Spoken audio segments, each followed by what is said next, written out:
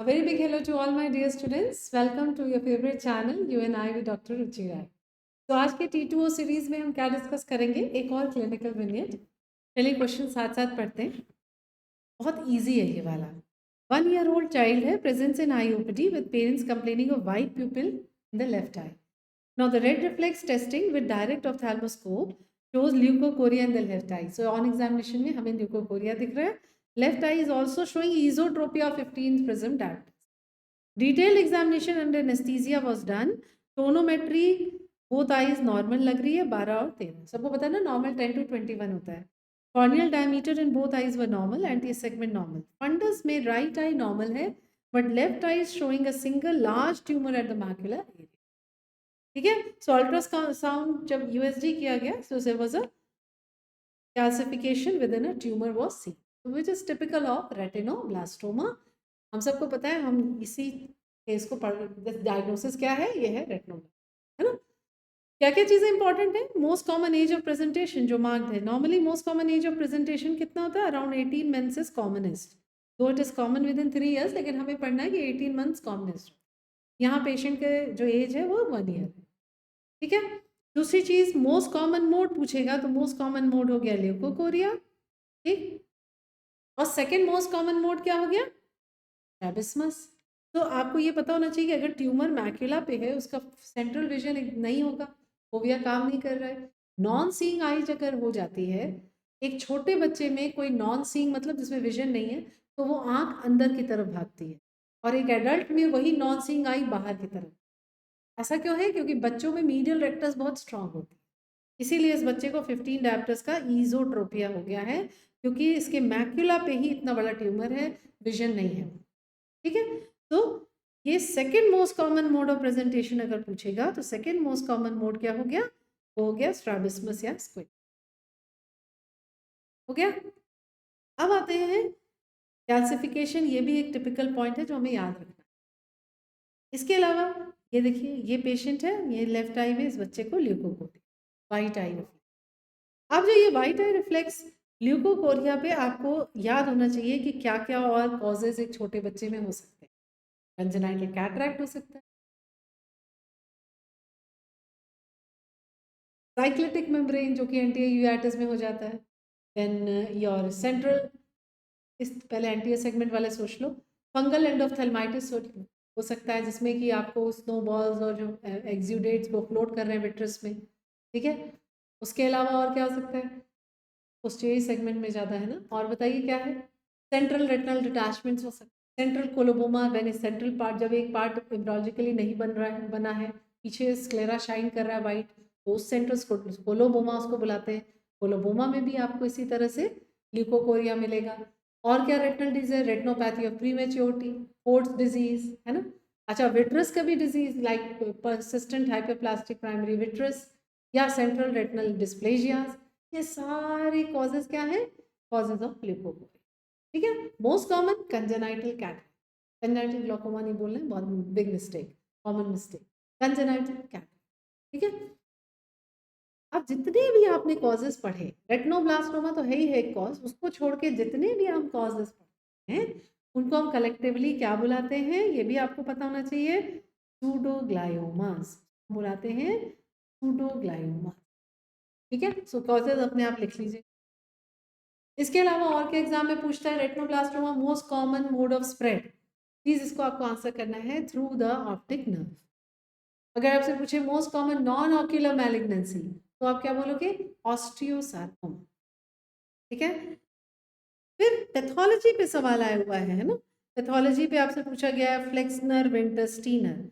आपने पैथो में भी पढ़ा होगा ये. फ्लेक्सनर विंटरस्टीनर क्या होते हैं? ट्रू रोजेट्स होते हैं ना. इसमें रोजेट्स है विद सेंट्रल ल्यूमन है. और अगर ल्यूमन नहीं होता है, उनको बुलाते हैं सूडो रोजेट्स. वो उनको क्या बोलते हैं? टर्म क्या है? Homer right. और एक और चीज जो आपको मिल सकती है पैथोलॉजिकली, वो है फ्लूरेंस. तो ये सब आपको पैथोलॉजिकल फाइंडिंग्स मिलती. ठीक है. इसके अलावा हमें और क्या? ये आपका देखिए, ये आपका इंट्राओक्युलर ट्यूमर जो कि मैक्यूला के. अल्ट्रासाउंड करोगे तो इस तरह से अल्ट्रासाउंड बी स्कैन में ये फाइंडिंग मिल रही है. राइट. ठीक है. With calcification. कैल्सिफिकेशन जो दिख रहे हैं that is typical of retinoblastoma. इसके अलावा आपको एक बार रिवाइज कर लीजिए मेरे साथ, स्टेजिंग ऑफ रेटिनोब्लास्टोमा की कौन सी पढ़नी है, international classification of retinoblastoma. ICRB staging ने क्या दिया है, रेटिनोब्लास्टोमा को इंट्राऑक्यूलर ट्यूमर्स के लिए ये ग्रुप किया है। जो इंट्राऑक्यूलर ट्यूमर्स हैं वो स्टेज 1 हो गया। उसको कैसे डिवाइड करते हैं, ग्रुप में, group A, group B, C, D और अब ए बी को साथ पढ़ो, ग्रुप ऐसे याद करो, अगर साइज ट्यूमर का 3 मिलीमीटर से कम है and away from macula and optic disc, away from macula and optic disc, तब तो ये ग्रुप ए है। ठीक है, अगर आपका साइज ज़्यादा हो जाए 3 मिलीमीटर से और ये नियर हो जाए मैक्यूला और डिस्क के, तो ये ग्रुप बी हो गया। अब सी और डी क्या है, ट्यूमर स्प्रेड कर गया, एक फोकल है सीडिंग है, एक डिफ्यूज सीडिंग। सी में क्या हो रहा है, जो स्प्रेडिंग है वो ट्यूमर के 3 मिलीमीटर के अंदर अंदर है ना। So with in 3 millimetre of tumour जब सीडिंग होती, कहाँ है ये सीडिंग, रस में सीडिंग हो रही है और सब रेटिनल स्पेस में, तब इसको हम बोलते हैं सी। और डी क्या हो जाएगा, जब 3 मिलीमीटर के बाहर है, more than 3 millimetres away from the tumour, जब ये स्प्रेड होता है तो वो डी हो जाता है। ठीक है, इस समय साइज की बात नहीं हो रही है, with in and with wave की बात हो रही है, डिस्टेंस की। और ई क्या होता है, बहुत बड़ा tumour occupying half of the globe, that is group ई। अब आप क्या करते हो, स्टेज ए है तो फोकल थेरापी आपने क्रायो या लेजर देके उसको डैमेज कर, तो ब्लड सप्लाई डैमेज हो जाएगा, ट्यूमर रिग्रेस कर। लेकिन अगर इस मरीज में बी, सी या डी ग्रुप है, बी, सी, डी थोड़ा सा बड़ा हो गया और मुश्किल ट्रिकी हो गया ये, तो अब आप इसमें पहले कीमोथेरापी दीजिए, कीमो रिडक्शन कर लीजिए, उसके बाद फोकल थेरापी। कीमो क्या देते हैं, याद है ना, विनक्रिस्टीन, इटॉप्साइड एंड कार्बोप्लेटिन, विनक्रिस्टीन, एटॉप्साइड एंड कार्बोप्लेटिन। अब उसके बाद ई है, तब आपको तो अब half of the globe occupied है तो आपको बल निकालनी पड़ेगी। आपने क्या किया, ई न्यूक्लिएशन किया यहाँ पे। अब आप ई न्यूक्लिएशन करके, ई न्यूक्लिएशन क्या होता है याद है ना, maximum part of optic nerve is also removed, है ना। तो मान लो ये आपकी आईबॉल है, ये आपने ई न्यूक्लिएशन किया तो आपने आईबॉल निकाला and maximum part of optic, उसके बाद आप बायोप्सी करोगे, टेस्ट करोगे ऑप्टिक नर्व इन्वॉल्व है कि नहीं है। अगर ये इन्वॉल्व है तो इन्वॉल्व्ड ऑप्टिक नर्व है, तो ये हो गया स्टेज 2। अब क्या करोगे, ई न्यूक्लिएशन तो कर ही चुके हो, तो अब आप क्या करोगे, इसके साथ आप रिमेनिंग एरिया में रेडियोथेरापी भी दोगे और कीमो भी दोगे। कुछ प्लेसेस पे लिखा है खाली कीमो, कुछ पे radio and chemo, radio chemo दोनों याद करेंगे।